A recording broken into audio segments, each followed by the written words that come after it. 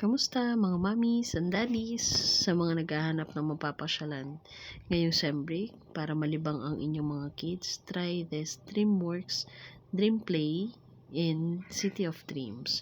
Participant tickets is 1,500 all in. Pwede nilang gawin ng kahit anong gusto nila, mag-slide, manood, magpa-picture, gumagawin yung mga lahat ng activities.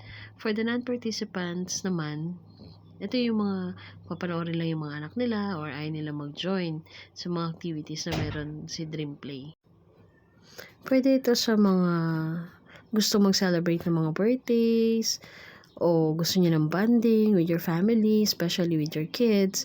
Makakasigurado kayo na safe and secure ang lahat ng activities dito. As you can see, tinry ng brother ko lahat ng activities na pwedeng gawin ng bata at matanda.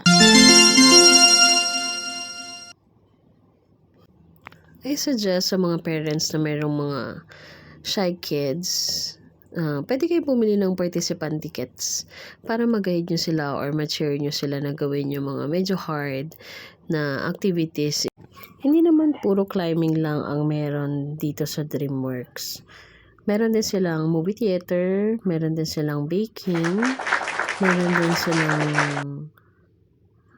interactive dance studio na pwede kayo makipag-banding sa mga anak nyo.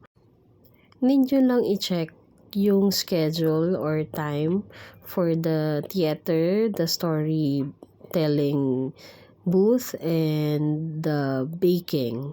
Para pwede kayo magpalista, then babalikan nyo na lang.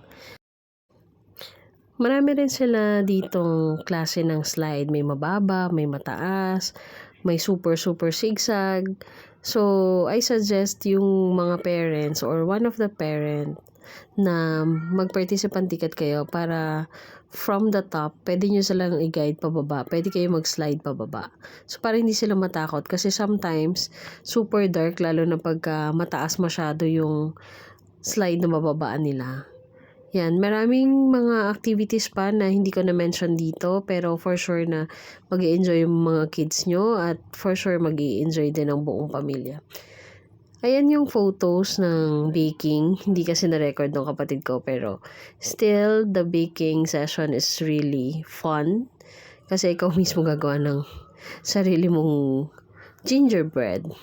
And then, yung last stop is the Kung Fu Panda dance. You can see, you can dance all your family, like an exercise na rin for the whole family. It is fun kasi si Kung Fu Panda mismo yung nagturo ng sayaw. And very interactive din. Please follow me, subscribe, and share my video for more updates.